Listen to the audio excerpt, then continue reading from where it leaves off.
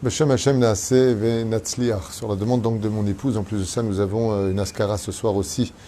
Bezrat Hashem, je acheté par Arlet Libon, Aekara, Bracha Batzlacha, Arlet et Chag Sameach, pour l'askara de son papa Marcel Roger Ben Marie Mathilde ce soir, puisque ce sera demain. Nous sommes aujourd'hui le Shabbat, Motzei Shabbat plus exactement, le Ternachon Motzei Shabbat, le 25 du mois de septembre, et le Kaf du mois de Tishri L'Chaim Tovim, ou le Shalom, que le récit du Baal Shem Tov, on a l'habitude de raconter des histoires, Bezrat Hashem, extraordinaires du Baal Shem Tov pour nous renforcer dans notre Emouna, et que le mérite du Baal Shem Tov, Bezrat Hashem, Yalet Nishmato, de Marcel Roger Ben Marie Mathilde, Alav Shalom, puisque ce soir c'est sa Askara.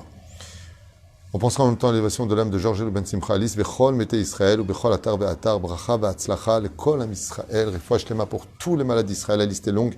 On attaque directement notre histoire avec Moreno Arav, le Baal Shem Tov, Sruto Yagen al Kol Am Israël, Amen Ve Amen. On racontait la fameuse histoire que vous connaissez peut-être certains ou pas, je ne sais pas, des fameuses chaussures du Baal Shem Tov. À Medzibouche, malheureusement, des parents venaient de décéder et ils ont laissé un orphelin du nom de Yaakov. Un garçon jeune, très efficace, très perspicace, extrêmement intelligent, très soucieux, qui a été adopté par le Baal Shem Tov, qui d'ailleurs lui enseignera, le Baal Shem Tov donc enseignera à Yaakov la pratique de la Torah, des mitzvot, et il deviendra d'ailleurs un grand, puisqu'il compilera un livre qui s'appelle Amtahat Yaakov, que les chassidim se mettront d'ailleurs à étudier. Et puis voilà que un jour, le Baal Shem Tov, qui dormait si peu et rarement, avait décidé d'aller se reposer. Et en allant se reposer, le Baal Shem Tov était très précis dans sa façon de poser ses habits, sa façon de se comporter. Il ressentait tellement la présence d'Hachem à côté de lui, tellement. Sa Yirat Shamim était tellement puissant, tellement tremblant de l'intérieur que ça lui donnait une joie de ressentir la Shrina, en même temps un respect impressionnant de tout ce qui tournait dans la nature. Le Baal Shem Tov vivait Dieu dans tout ce qu'il voyait, tout ce qu'il regardait. Il voyait les desseins divins, il voyait que chaque objet ne pouvait pas exister si Dieu n'y résidait pas. Et voilà que Yaakov deviendra l'un des shamash principaux du Baal Shem Tov. Le Baal Shem Tov avait plusieurs shamashim, c'est-à-dire serviteurs, et Yaakov, comme il avait été adopté par le Baal Shem Tov, eh bien, était très fréquemment près de lui. Et voilà que quand il rentra dans la chambre du Baal Shem Tov, il commença à ranger un peu la chambre, il voyait que le Baal Shem Tov dormait, il faisait tout pour ne pas trop le déranger, et puis donc il levait plus ou moins les objets doucement, doucement pour nettoyer, laver, pour que le Baal Shem Tov soit dans une ambiance de propreté, car il sait que la Shrina ne peut pas résider dans un endroit sale ou complètement renversé. Et puis voilà qu'il arriva devant les chaussures du Baal Shem Tov qui étaient parfaitement posées devant son lit. Et là, il s'est mis à réfléchir, qu'est-ce que je fais? Est-ce que je lève les chaussures pour nettoyer en dessous? Ou est-ce que je nettoie autour? Il s'est mis un petit peu comme ça à réfléchir. Et puis il a dit, non, je préfère ne pas toucher les chaussures du Baal Shem Tov, parce que de toute façon, il le saura, et peut-être qu'il ne veut pas qu'on les touche. En deux mots, non, je nettoie autour et je ne touche pas.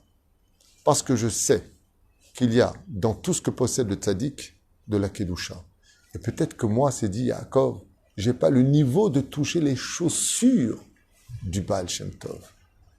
Il a nettoyé comme ça, très délicatement, dans un silence absolu, autour des chaussures du Baal Shem Tov. Quelques instants plus tard, le Baal Shem Tov se lève de son petit sommeil, qui lui suffira pour rester éveillé plusieurs jours. Et en se levant, il regarde Yaakov et lui dit « Viens voir un instant ». Yaakov s'approche de lui et lui dit « Ken, Godarav, Ken ».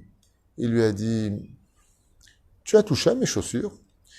Il lui a dit « Non, pas du tout. Non, j'ai juste nettoyé autour, mais j'ai pas touché mes chaussures, vos chaussures. » Et le Baal Shem Tov lui a dit « Et au niveau de la pensée, est-ce que tu as pensé à toucher à mes chaussures ?»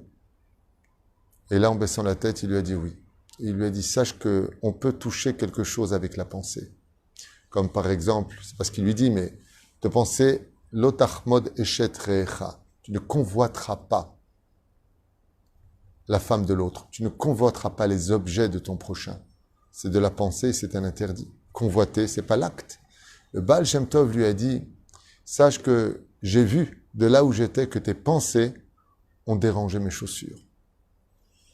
L'élève était dans une telle situation, Rabbi Yaakov, le shamash du Baal Shem Tov, qui s'est tout de suite excusé, a demandé pardon au Baal Shem Tov d'avoir eu la pensée de toucher aux chaussures du Baal Shem Tov. Ça me rappelle Rabbi Yaakov Abu Hatzera, qui soignait aussi les gens avec ses babouches. La gdusha du tzaddik est empreinte dans tous les objets du tzaddik. Le Baal Shem Tov l'a regardé comme ça, il lui a dit, puisque tu n'as pas touché à mes chaussures et que tu as bien veillé à ne pas déranger ma kedusha, alors je te bénis d'une longue vie, prospère et réussite. L'élève a répondu Amen, très surpris de la réaction du chassid, de ce maître de la chassidoute, le Miyased à chassidoute, le Baal Shem Tov, il lui embrassa les mains. Et voilà que quelques années plus tard, même plusieurs dizaines d'années, après la mort du Baal Shem Tov, Rabbi Yaakov, le shamash du Baal Shem Tov, avait quitté la ville de Medzibouch et s'était installé dans une autre contrée, en Ukraine. Et un chassid, qui cherchait la maison d'un rave pour lui poser des questions, tapa à la porte de, justement, Rabbi Yaakov, le shamash du Baal Shem Tov. Et à sa grande surprise, il entendait pas des cris, mais une voix un peu qui s'élevait. Alors il ouvrit la porte. Et là, il fut surpris de voir un jeune homme gronder, disputer et reprendre une personne âgée. Il était tellement concentré dans ce qu'il disait qu'il ne faisait même pas attention au chassid qui avait ouvert la porte. Et là, le chassid regarde le spectacle en voyant un jeune homme disputer un vieillard. Et il lui dit, excuse-moi, je ne veux pas me mêler, mais comment tu peux oser répondre à ton père et reprendre ton père et le disputer? Mais comment tu peux faire une chose pareille avec une kippa, des péotes et des tzitzit? Où est le respect des parents? À ce moment-là, le jeune homme se retourne et lui dit, Shalom uvracha, excusez-moi, mais ce n'est pas mon père, c'est juste mon fils. J'ai malheureusement un fils qui est un peu fainéant. Et quand il fait sa mida, il se moque un petit peu. Alors, voyant les choses, je me permets de le reprendre. Et là, le chassid le regarde et lui dit, votre fils, à vous, vous êtes le père de ce monsieur? Il lui dit, oui, absolument. Je suis son père et je suis en train de l'éduquer sur le domaine spirituel.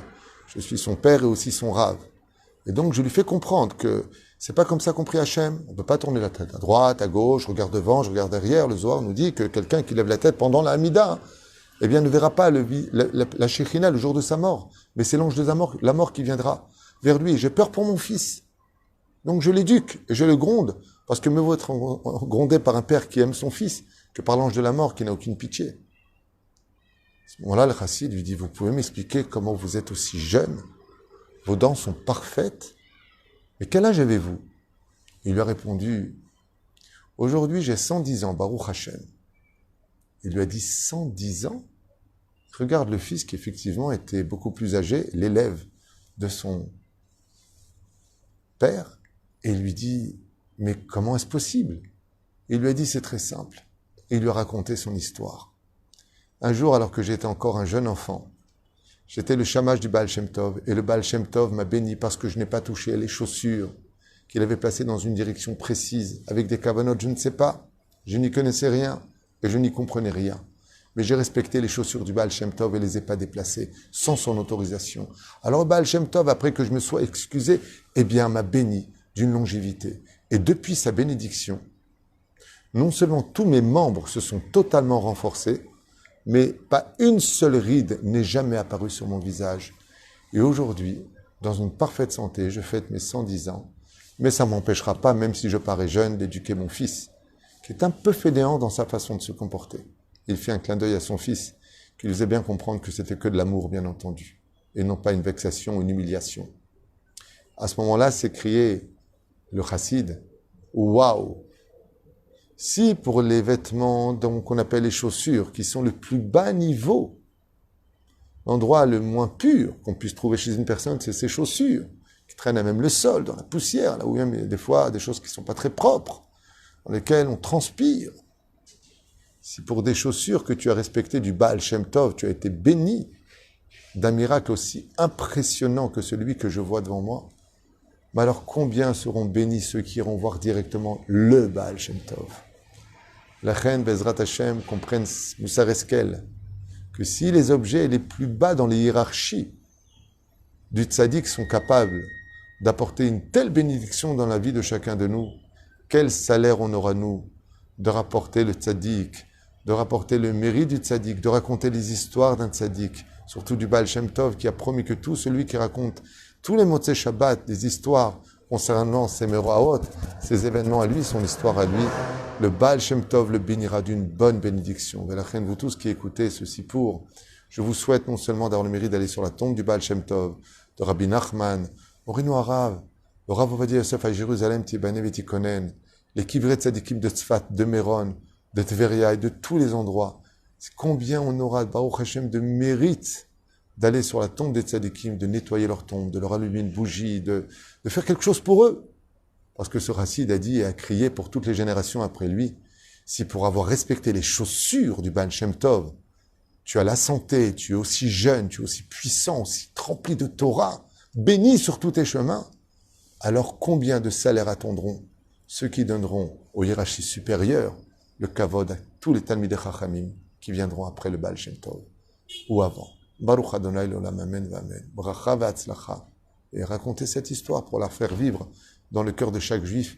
Parce qu'il faut savoir que le Yetzer Hara, le Tsarenu Harav, le Yetzer Hara fait tout pour qu'on critique le monde des gens qui respectent la Torah et les mitzvot, qu'on parle des Talmidei Chachamim. Retenez votre bouche, car si le salaire est si grand pour celui qui respecte les Talmidei Chachamim, imaginez la punition de ceux qui osent ouvrir la bouche sur les Talmidei Chachamim. Baruch Adonai l'olam amen v'amen.